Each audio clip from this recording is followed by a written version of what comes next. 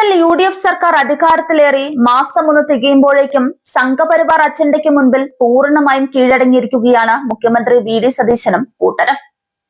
മുഖ്യമന്ത്രി തുടങ്ങിവെച്ച കാവ്യവൽക്കരണവും ദാസ്യവേലയും മറ്റു മന്ത്രിമാരും ഇപ്പോൾ ആവേശത്തോടെ ഏറ്റെടുത്തിട്ടുണ്ട്. അങ്ങേയറ്റം ലജ്ജാകരമായ അവസ്ഥയിൽ RSS അജണ്ടകൾ ഓരോന്നായി നടപ്പിലാക്കാൻ മുസ്ലിം ലീഗ് മന്ത്രിമാർ പോലും മത്സരരംഗത്തുണ്ട് എന്നതാണ് കേരളത്തെ ഞെട്ടിക്കുന്ന പുതിയ യാഥാർത്ഥ്യം. LDF സർക്കാർ 10 വർഷം ചോര നീരാക്കി കെട്ടിപ്പടുത്ത മതേതര പ്രതിരോധത്തെയാണ് അധികാര കൊതിമൂത്ത UDF നേതൃത്വം വെറും 30 ദിവസം കൊണ്ട് സംഘപരിവാറിന് വിട്ടുകൊടുത്തത്. പാവപ്പെട്ടവന് തലചായ്ക്കാൻ കേന്ദ്രവിഹിതവും സംസ്ഥാനത്തിന്റെ വലിയൊരു പങ്കും ഉപയോഗിച്ച് നിർമ്മിക്കുന്ന പ്രധാനമന്ത്രി ആവാസ് യോജന വീടുകളിൽ നരേന്ദ്രമോദിയുടെ ചിത്രവും BJP ലോഗോയും പതിക്കുന്നതിൽ ഒരു തെറ്റുമില്ലെന്നാണ് തദ്ദേശ ഭരണ മന്ത്രി KM ഷാജി പ്രഖ്യാപിച്ചത്. പിണറായി വിജയന്റെ നേതൃത്വത്തിലുള്ള LDF സർക്കാർ പാവപ്പെട്ടവന്റെ ആത്മാഭിമാനം കാക്കാൻ കേന്ദ്രത്തിന്റെ ഈ ലോഗോ ഭീഷണിയെ നെഞ്ചുവിരിച്ച് നേരിട്ടപ്പോഴാണ് വോട്ട് ബാങ്ക് രാഷ്ട്രീയം കളിക്കുന്ന ലീഗ് മന്ത്രിമാർ ലീഗിന്റെ പൂർണ്ണ സമ്മതത്തോടെ മോദിയുടെ PR ഏജന്റുമാരായി മാറിയത്.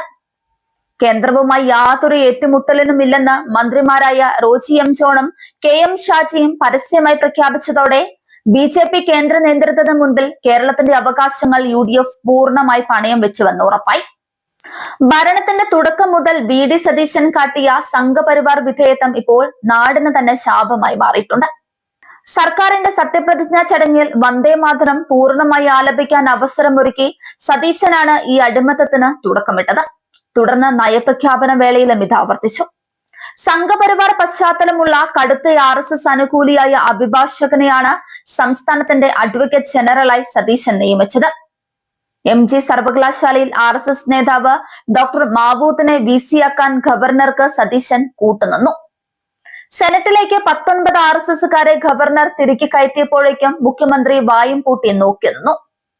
സർക്കാർ നൽകിയ പട്ടിക തള്ളി കാർഷിക സർവകലാശാലയിൽ RSS പോഷക സംഘടനയായ അധ്യാപക പരിഷത്തിന്റെ നേതാവിനെ ഗവർണർ നിയമിച്ചിട്ടും മുഖ്യമന്ത്രിയോ കൃഷിമന്ത്രിയോ ഒരക്ഷരം മിണ്ടിയിട്ടില്ല.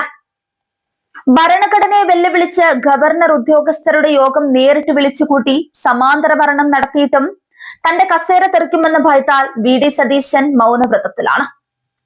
LDF സർക്കാർ ശക്തമായി നിരാകരിച്ച പൊതുവിദ്യാഭ്യാസത്തെ തകർക്കുന്ന കേന്ദ്രത്തിന്റെ PM ശ്രീ പദ്ധതി അതേപടി നടപ്പിലാക്കാനും UDF തയ്യാറായി. UDFും BJPയും തമ്മിലുള്ള അവിശുദ്ധ കൂട്ടുകെട്ടിന്റെ ഏറ്റവും ഒടുവിലത്തെ തെളിവാണ് തിരുവനന്തപുരത്ത് പുറത്തു വന്നത്. KPCCയുടെ കീഴിൽ നെയ്യാർ ഡാമിന് സമീപം പ്രവർത്തിക്കുന്ന Rajiv Gandhi institute of development studies BJPയുടെ കാട്ടാക്കട മണ്ഡലം പഠന ശിബിരത്തിനായി വിട്ടു നൽകി. കോൺഗ്രസിന്റെ ക്യാമ്പുകൾക്കും ലീഡർഷിപ്പ് മീറ്റിംഗുകൾക്കും മാത്രം ഉപയോഗിക്കാറുള്ള KPCC പ്രസിഡന്റ് നേരിട്ട് ചെയർമാനായ സ്ഥാപനമാണ് BJPക്ക് പൂജവെക്കാൻ കോൺഗ്രസ് തുറന്നു കൊടുത്തത്. BJP സംസ്ഥാന വൈസ് പ്രസിഡന്റ് R ശ്രീലേഖയാണ് ഈ കോൺഗ്രസ് മണ്ണിൽ വെച്ച് BJP ക്യാമ്പ് ഉദ്ഘാടനം ചെയ്തത് എന്നതും രാഷ്ട്രീയ കേരളത്തെ ലജ്ജിപ്പിക്കുന്നതാണ്. തെരഞ്ഞെടുപ്പ് കാലത്ത് LDF ഉയർത്തിയ കോൺഗ്രസ് BJP ഡീൽ ആരോപണം അക്ഷരം പ്രതി ശരിവെക്കുന്നതാണ് ഈ സംഭവം. ചുരുക്കത്തിൽ പുറമെ മതേതരത്വം പ്രസംഗിക്കുകയും അണിയറയിൽ RSS ഓഫീസുകളിലേക്ക് ദാസ്യവേല ചെയ്യുകയും ചെയ്യുന്ന VD സതീശൻ സർക്കാരിന്റെ കപടമുഖം ഒരൊറ്റ മാസം കൊണ്ട് ജനങ്ങൾക്ക് മുൻപിൽ പൂർണ്ണമായി അഴിഞ്ഞു വീണിരിക്കുകയാണ്.